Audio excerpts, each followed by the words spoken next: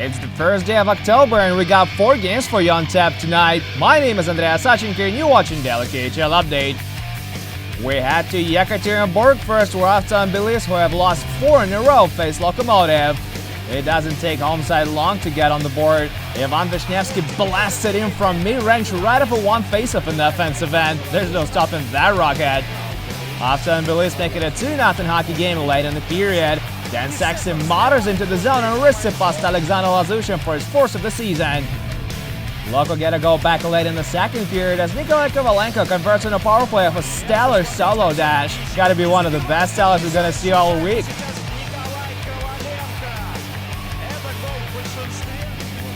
Yekaterinburg get a power play marker of their own just 5.5 minutes into the third period. Brooks Masek sets up Nigel Dawes in the left circle and the skipper roughs it past Lazoshin. Pavel Datsuk registers his first point for Afton Tbilisi on the play. They bag it late in regulation as Alexei Vasilevsky sends it home from the left circle. That's his 3rd of the year. Peter Holland finishes the night with 2 assists and Afton Tbilisi win their 7th game on home ice, ending their 4-game skid. 4-1 is the final.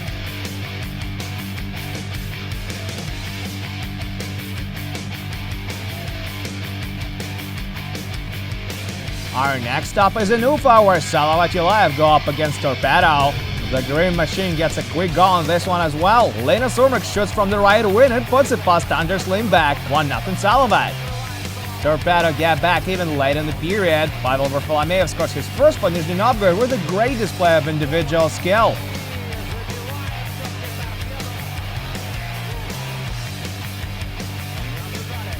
Second period now, Ufa dial from long range rebound. Maxim Mayorov bounces on it and Lindback makes an awesome stick save. The sweep keeps it a tie game. But then it's all Salavat. First, Philipp Larsson makes a great pass to the far post and Timo Hardikainen scores his 7th of the year. That's good enough to be tied for first in the league at least for a couple of hours. They make it 3-1 late in the period. Give and go between Omerk and Larson, and the Danish defenseman scores another beauty. If that wasn't bad enough, a Torpedo Lindback gets banged up on the play and has to be replaced by Andrei Tikhomirov. Omerk and Larson are definitely in the zone tonight, as less than 2 minutes later they connect for another tally. Larson scores his 2nd of the game, Omerk gets his 3rd assist, and both have 4 points.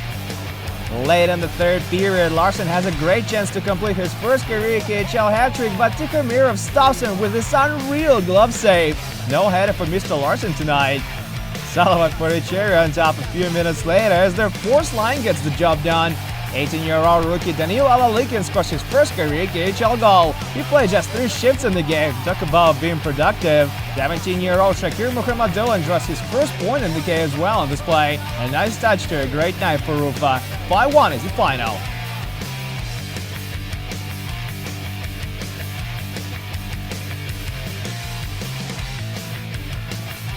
We're at Minsk, Belarus now, where Dynamo defend the ice against Sochi. The Leopards have won 3 in a row at this barn, all with 3-1 decisions.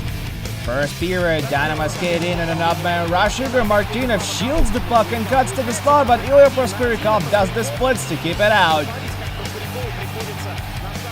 Dynamo get one past him just a minute into the second period. Dima Pulkkinen sends it upstairs for his 8th of the season to improve his point streak to 6 games. Late in the period now, Alexei Petrov turns the puck over behind the goal line. Quick pass in front to Drew Shore, but Proskurikov makes a nice pad save.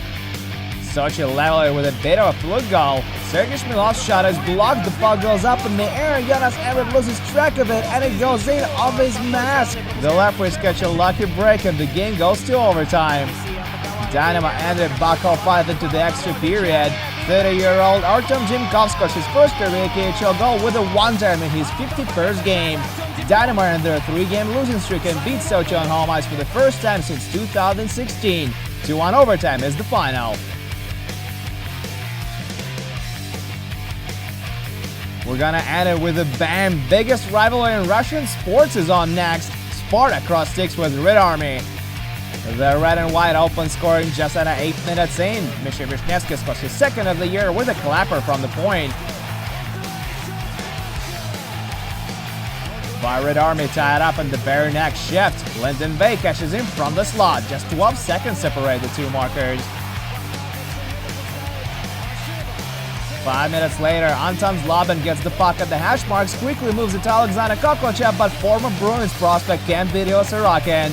Sergei Kalinin skates the other way with it now, and he wires the pass to Julius Hudacek. This one comes unassisted. 2-1 Red Army after 20.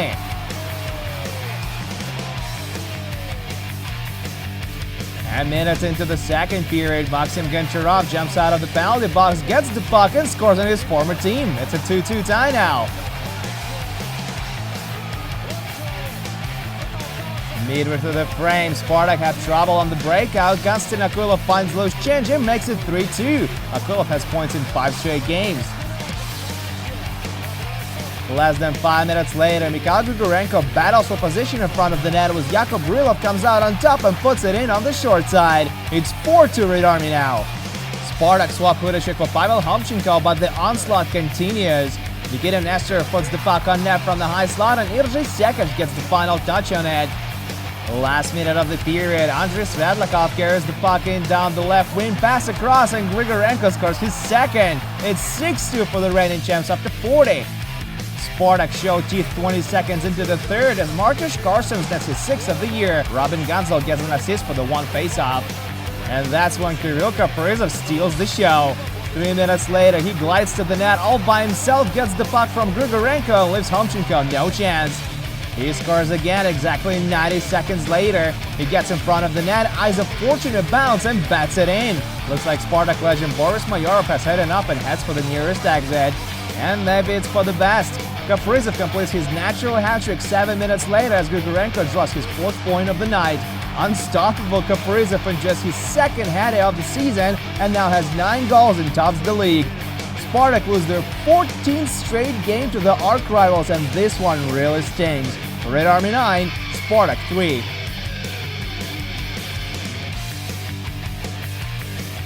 And that's it for the KHL update, but do come back tomorrow for 5 more games, including Akbar SKA St. Petersburg and Dynamo Riga versus Avangard. My name is Andreas Sachenka. Thank you guys so much for watching, and I'll see you again soon.